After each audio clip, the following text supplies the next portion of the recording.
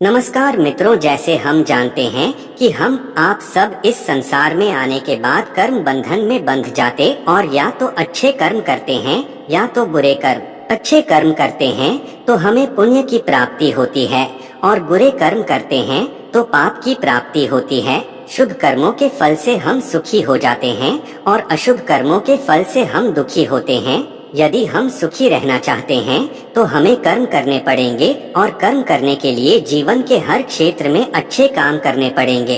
भौतिक सुख की प्राप्ति चाहते हैं, भौतिक तरक्की चाहते हैं तो हमें शुभ कर्म ही करने चाहिए, जैसे गौ माता की सेवा करना, चिड़ियों को दाना खिलाना, किसी भूखे प्यासे को भोजन जल आदि देना, मछलियों को आटा डालना, चींटियों को मीठा खिलाना इत्यादि। यह सभी कार्य शुभ कर्मों की श्रेणी में ले जाते हैं। इन्हीं में एक कुत्ते को भोजन देना, उसे रोटी खिलाना भी है। जो व्यक्ति प्रतिदिन कुत्ते को रोटी खिलाते हैं उनके जीवन में बदलाव होना शुरू हो जाता है।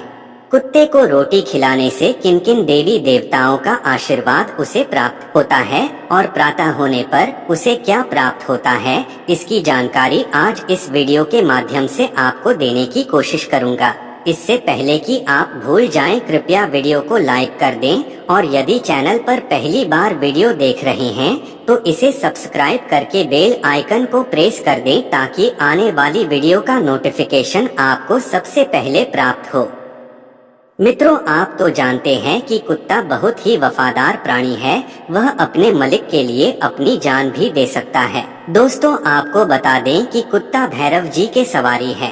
वैसे तो भैरव जी के कई रूप हैं, जिनमें से काल भैरव और बटुक भैरव काफी पूजनीय है। काल भैरव भगवान शिव के 5वें अवतार माने जाते हैं। भैरव जी माँ शक्ति की सेवा में सदैव उनकी रक्षा में तत्पर रहते हैं। यदि हम कुत्ते को रोटी खिलाते हैं तो भैरव जी की प्रसन्नता हमें प्राप्त होती है। भैरव जी हमारे घर की सभी नकारात्मक शक्तियाँ नष्ट करते हैं या नकारात्मक ऊर्जा घर से बाहर चली जाती है। जब हम कुत्ते को रोटी खिलाते हैं तो भैरव जी के प्रसन्न होने पर भगवान शिव प्रसन्न हो जाते हैं। माता दुर्गा के सेवक होने के कारण माँ का आशीर्वाद भी हमें प्राप्त होता है। माता के खुश होने से हनुमान जी हमारी रक्षा करने लगते हैं। जैसे कि हम सब जानते हैं, हनुमान जी भगवान श्री राम के सेवक हैं, तो भगवान श्री राम की कृपा भी हमें प्राप्त होती है। इस प्रकार हम देखते हैं कि कुत्ते को प्रतिदिन रोटी खिलाने से कुत्ते की आत्मा की तृप्ति हो जाने पर हमें पुण्य फल की प्राप्ति होती है, जिससे हमारे बिगड़े काम बनने लगते हैं, घर में बरकत हो जाती है, जिससे हमारी आर्थिक समस्याएं दूर होने लगती हैं, घर से बीमारी बाहर चली जाती है, हमारे कार्यों में आने वाली बाधा समाप्त होने लगते हैं, हमारा भौतिक जीवन सुखमय होता चला जाता है, क्योंकि एक आत्मा से निकली हुई दुआ 1000 बाधाओं का विनाश करने में सक्षम होती है। कहते हैं, अगर भूखे को भोजन करा दिया जाए तो उसके हृदय से निकलने वाली दुआ अकाल मृत्यु को भी डाल सकती है। अब हम आपको बताएंगे कि प्रतिदिन कुत्ते को रोटी खिलाने से हमारे साथ क्या क्या घटनाएं घटित होती हैं और हमें क्या क्या फायदे होते हैं। पहला फायदा, कुत्ते को प्रतिदिन रोटी खिलाने से घर की सारी समस्या दूर हो जाती है।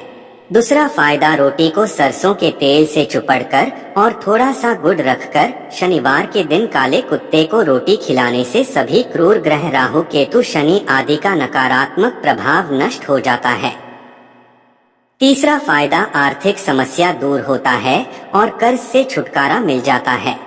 चौथा फायदा, भगवान काल भैरव, माँ दुर्गा, हनुमान जी और श्री राम जी की कृपा उसे प्राप्त होती है। उस मनुष्य को भौतिक तरक्की के साथ साथ आध्यात्मिक तरक्की भी खुद होने लगती है। पांचवा फायदा, भगवान ने मनुष्य को सृष्टि के सभी जीवन से अधिक शक्तियां दी हैं, इसलिए भी उसका उत्तरदायित्व बनता है कि वह अपने असहाय मनुष्यों और जीव जंतुओं की सेवा सहायता करके उनको भोजन देकर तृप्त करें। इससे भगवान के आदेश का पालन भी हो जाता है, जिससे उसे स्वर्ग या अपवर्ग की प्राप्ति भी हो जाती है। दान देने का भी हमारे यहाँ विधान है।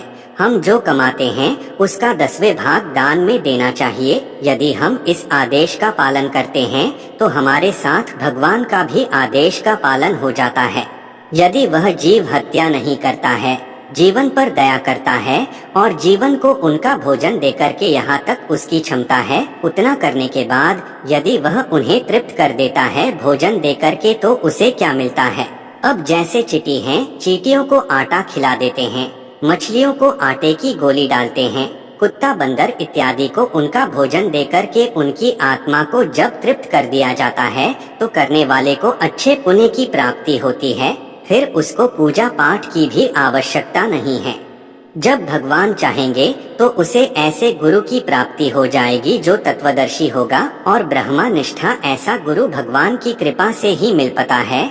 और जब ऐसे गुरु की प्राप्ति हो जाती है तो वह व्यक्ति फिर साधना के मार्ग में आ जाता है और धीरे धीरे मोक्ष को प्राप्त कर लेता है, अपवर्तक को प्राप्त कर लेता है, जो कि मनुष्य जीवन का अंतिम लक्ष्य है।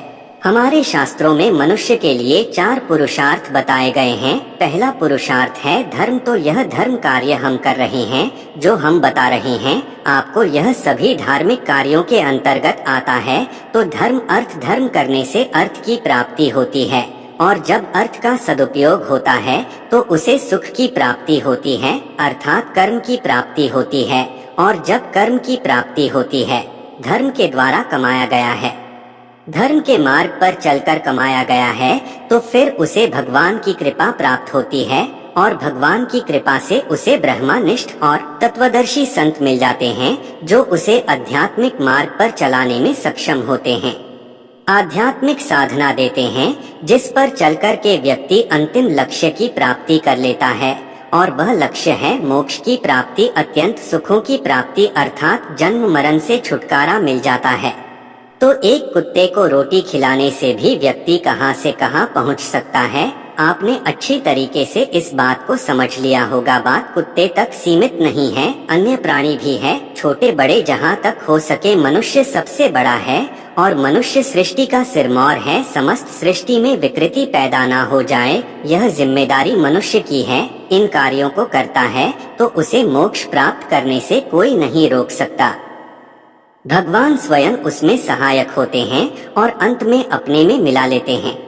आशा करता हूँ वीडियो में दी गई जानकारी आपके लिए बड़ी उपयोगी साबित होगी और आपको पसंद भी आई होगी। अगर ऐसा है तो इस वीडियो को लाइक करें, शेयर करें। चैनल पर पहली बार आए हैं तो इसे सब्सक्राइब कर दें। वीडियो देखने के लिए हम आपका धन्यवाद करते हैं। चलते हैं, मिलेंगे अगले वीडियो में, तब तक के लिए ओम नमः शिवाय।